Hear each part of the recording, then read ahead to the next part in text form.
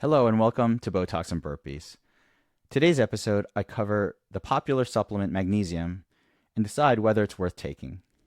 My own supplement stack is over large. I take over 10, maybe closer to 20 pills a day. I started with a single multivitamin many years ago, but then I added more and more as I kept hearing or reading about other supplements. And recently I realized I have accumulated a lot, maybe too many daily supplements at this point. So I've decided to go through and see if they all actually have real health value. So I'm going to start a deep dive, one by one, into my supplements, do the research, and share with you my thoughts and findings. So let's start with the first one, magnesium. First of all, remember, although I am a physician, this podcast represents my own anecdotal experience only. This show is for informational purposes only. Don't do anything you hear on this podcast without first seeking the advice of your own qualified health provider with any questions you may have regarding your own medical care. So thank you. So to start, I first learned about the magic of magnesium supplements as a newly minted doctor who just graduated from medical school. This was almost 30 years ago. On one of my first rotations as an intern, I was part of a general surgery team, and one of our intern jobs was to check patient lab values after surgery and make sure they were normal. I remember having a patient whose potassium levels were very low. Normally, potassium ranges from 3.5 to 5, but this patient's was very low, maybe under 2.5. And the patient had just had abdominal surgery, and so we couldn't give him anything to eat. So for 2 days, I ordered intravenous potassium for the patient, which is tedious because it has to be given slowly over hours, and you can't give very much at a time or you'll kill the patient. So I ordered a dose of 20 milliequivalents for the first day, then another 20 milliequivalents on a second day, but his potassium levels didn't budge. So on the third day, we were rounding on our patients one afternoon, and I told my senior resident about the patient with hypokalemia, meaning low potassium, who wasn't responding to the IV boluses. Looking at me like the idiot intern I was, she asked if I had given any magnesium sulfate to the patient, and I looked at her stupidly and I said no. So she rolled her eyes, sighed, and moved on to the next patient. So after rounds, I talked to one of the more experienced nurses on the floor who suggested a typical IV magnesium sulfate dose, which I ordered. And then, of course, boom, the patient's potassium popped up to normal on his labs the next morning and problem solved. Early magnesium light bulb moment. So the second time magnesium popped into my life in a meaningful way was much later, about 20 years after I was an intern. I had just started doing CrossFit and I was drinking the Kool-Aid and working out almost every day. Unfortunately, I was debilitated by severe cramps at least once or twice a week, usually at night. If the barbell had a lot of heavy barbell, my hamstrings or adductors would just cramp up. Or if there was a lot of jump rope that day, it would be my calves. So whatever muscles the workout really hammered, I would suddenly wake up in the middle of the night, groan in excruciating pain, and slide down on the floor trying to pound on the muscle and get it to stop cramping, trying to not make too much noise to wake others up. And about after 5 or 10 minutes, I could get it to relax and I would get back into bed, making sure to hold my leg in the right position so it wouldn't start cramping again. But it would feel terrible the next morning. So people gave me all sorts of advice, like stretching more, before and after workouts, massages, and of course, taking more potassium. So I drank more coconut water, ate bananas, cantaloupe. Not so much the spinach and bok choy, but hey, there are limits to what I would do food-wise. But the cramps still kept happening for months until someone, and I can't remember who, read that magnesium could help with muscle cramps. Boom, light bulb moment from my intern year. And I thought to myself, but wait a second, I don't need more magnesium. I take a multivitamin every day. And sure enough, I checked and the label said magnesium oxide. But then when I Googled magnesium oxide, I found out that while it was inexpensive, it didn't dissolve in water, and only about 4% of the magnesium oxide was being absorbed by the body. So I then started taking a different kind of magnesium, and the cramps really seemed to get better.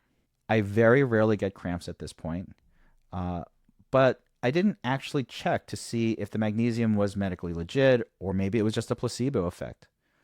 So now, finally, 10 years later, after I started taking magnesium, I'm actually checking to see what does the medical literature say about people like me taking magnesium supplements. It may be the most popular mineral supplement in the world right now, And on social media, magnesium is often touted as a miracle mineral for muscle, sleep, mood, you name it. Now, normally we absorb magnesium from foods like leafy greens, nuts, seeds, whole grains, and beans. But many people still don't get enough. And one survey found that almost half of all Americans consume less magnesium in their diet than the recommended daily amount. So, with so many of us running low on magnesium, it's no wonder that the magnesium supplement business is booming. So, why is there so much hype about magnesium? A lot of people do take it for muscle cramps or to improve exercise recovery, but a lot of others now take it to help with sleep, relaxation, or even blood pressure and migraine control, and more. So, let's take a deeper dive into the evidence. To start, what is the evidence for athletes regarding magnesium for muscle cramps and athletic performance? Let's start with a gym scenario like me, using magnesium to prevent muscle cramps or aid recovery. There are physiologic mechanisms, as I've mentioned, where magnesium seems like it would help reduce cramping. So as I learned as an intern, magnesium can help the overall absorption of other electrolytes. It can also act as a natural calcium blocker, helping muscles relax after contracting. And this relaxation can help prevent or relieve muscle cramps. But scientifically, the results have been mixed. For routine muscle cramps like those that strike older adults at night, magnesium supplements often don't show much benefit. A recent rigorous review concluded that magnesium is unlikely to provide meaningful cramp relief for older adults with frequent cramps. And in these studies, people taking magnesium had about the same number of cramps as those taking placebo.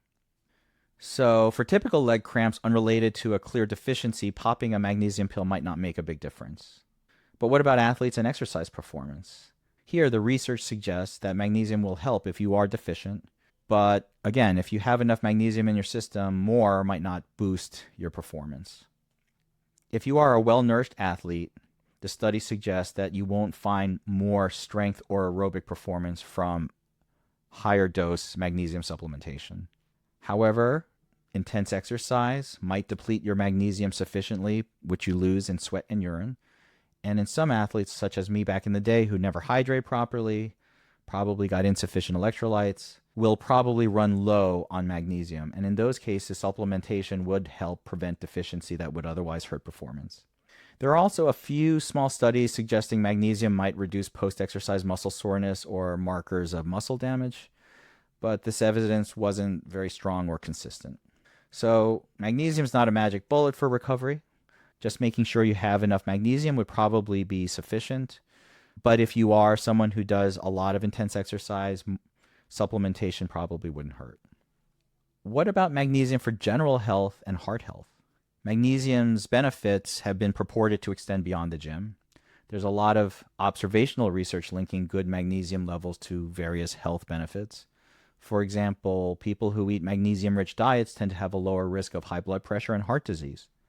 In fact, the FDA even recently allowed a qualified health claim on magnesium, saying, quote, consuming diets with adequate magnesium may reduce the risk of high blood pressure, but the evidence is inconsistent and inconclusive, end quote. So that sums it up. Magnesium might actually help keep blood pressure in check, but scientists aren't 100% sure.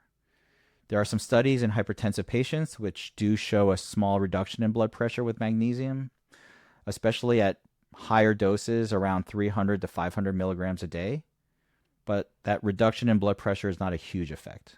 So more robust clinical trials are needed to know how much taking magnesium can truly prevent heart attacks or strokes by blood pressure reduction.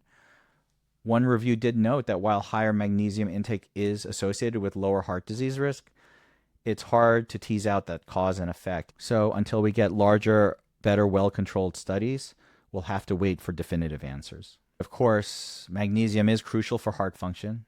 I learned as a newbie intern that we use IV magnesium for certain arrhythmias, as well as severe asthma attacks, because it can stabilize excitable cell membranes. And low magnesium can definitely cause problems such as heart rhythm disturbances. So maintaining adequate magnesium is part of overall heart health, but again, won't replace your blood pressure meds, undo a heavy cheeseburger diet, but might play a supporting role. In terms of diabetes, magnesium has been suggested to play a role in blood sugar.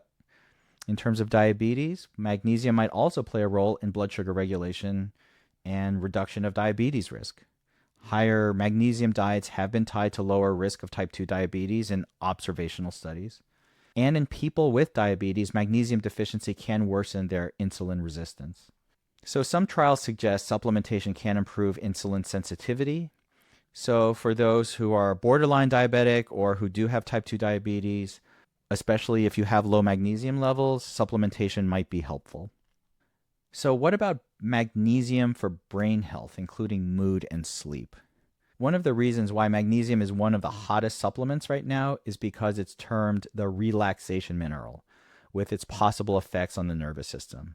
There has been newer evidence that magnesium might have mild benefits for mood and sleep.